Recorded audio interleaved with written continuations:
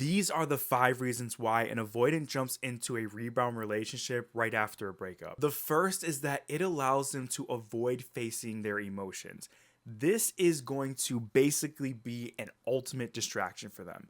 They do not have to worry about going through those emotions that you would normally go through when you are going through a breakup. There's a grieving process that you're going through. You're going through that right now, but they don't want to deal with that. They want to do everything in their powers to avoid going through that because that's what an avoidant wants to do. So, what they do is they will go to the most extremes, which would be to get into a whole other relationship because then they know that they're going to be so distracted by the newness of that relationship. So this is something that they are going to do to essentially suppress those emotions. And that's what's going on.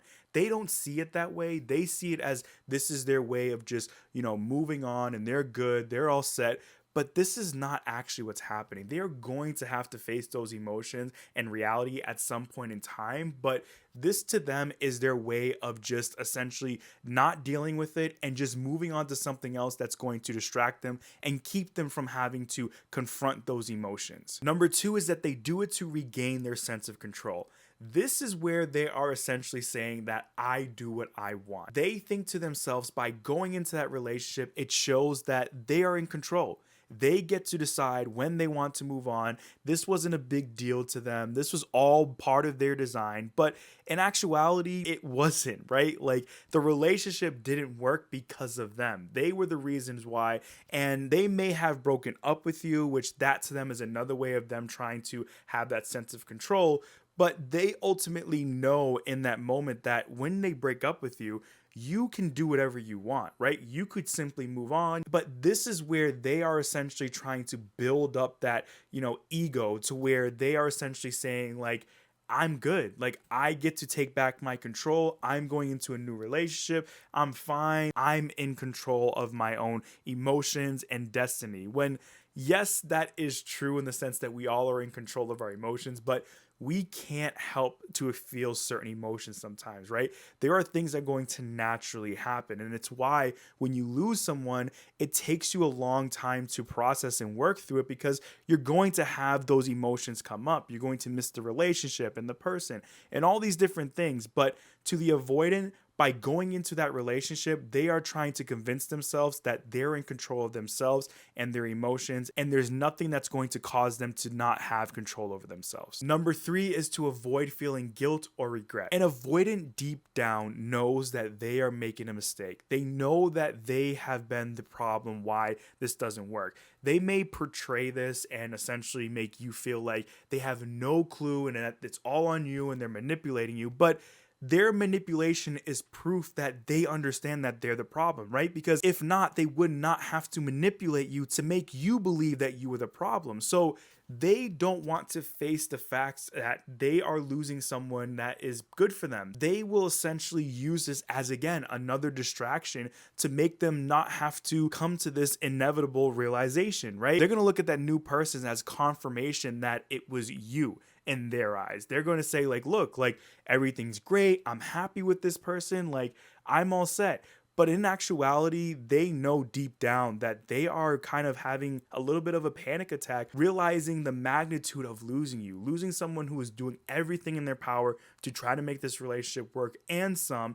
And they know that there's a chance that they're not going to find somebody like you. And they're not, because you are a special, one of a kind person. But to them, they want to dispel that. They want to prove to themselves that they could find anyone and that you're not something special and they could find that in the relationship, which they will soon realize that this just isn't true. Number four is to distract them from the loneliness. Now, this ties hand in hand with what the theme is here, and that is to avoid feeling emotions. And when they are essentially by themselves and they are, not dating someone, they begin to realize how lonely it is to not have you in their lives. And this is a natural process, right? When anyone breaks up, whether it's mutual or not, you are going to feel lonely after losing that partner because you guys have done a lot of things together, right?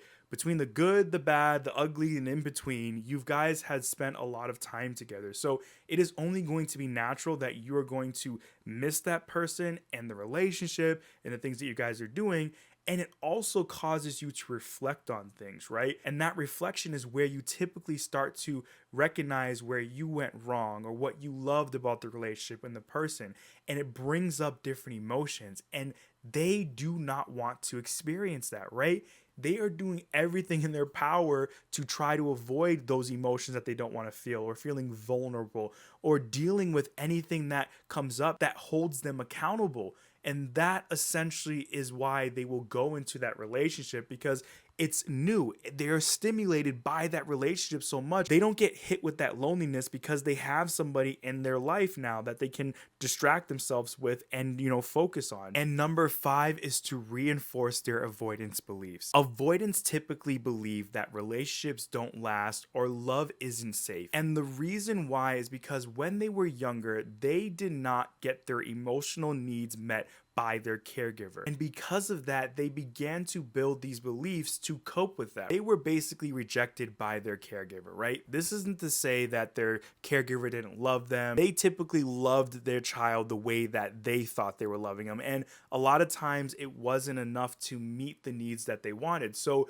they inevitably created these beliefs to make themselves feel good about this and to kind of gain their own independence from their caregiver, and kind of had this attitude of, I don't need anyone, I'm good, I'm the only love that I need for myself. And they really started to get these kind of pessimistic views towards love. So what ends up happening is that they try to use this rebound relationship to show this, right? They try to show that there's not any value in committing to someone and, trying to work on love and to really allow themselves to express love to someone, because this is something that is very sensitive to them. Because when they try to express love to their caregiver and their caregiver didn't reciprocate it back to them, they essentially felt rejected there, right? They felt like they couldn't open up, they couldn't express themselves, and over time that's what caused them to become an avoidant. But what they fail to understand is that this is all on them. This is, again, their avoidant attachment style speaking for them. This is running that same exact cycle over and over again, and it's convincing them that being this way is okay. And this is why you'll see them make a drastic decision like just jumping into a rebound relationship, because again, this is going to be used in their mind to confirm the way that they're being. But what is inevitable is that there is a high chance that this relationship is not going to last. They are going to do the same exact things that they've done to you, to that other person at some point in time. And I know it hurts to see them jumping into that relationship, and you're over here grieving, wanting to maybe even try to work with this person, even though they don't deserve it. But you just have to understand that that is more proof to you that it's time for you to move on. It's time for you to figure out what it is that you need to do to heal from this, because this person is just not willing to change their ways and to try to work things out for you. And for them to essentially jump into a rebound relationship and not try to work on it with you, they don't respect you enough. They don't respect you enough to try to realize the value of having you in their life and wanting to try to make some type of changes. And you don't deserve that. You deserve somebody else who's going to love and appreciate you for the amazing person that you are, and you will. But right now, what is so important for you and what you have to do before you can do that is to figure out what you need to do to heal and move on from this. I hope you did enjoy today's video. If you did, please make sure to hit that like button. If you're new here, make sure to subscribe, and I will see you in the next video.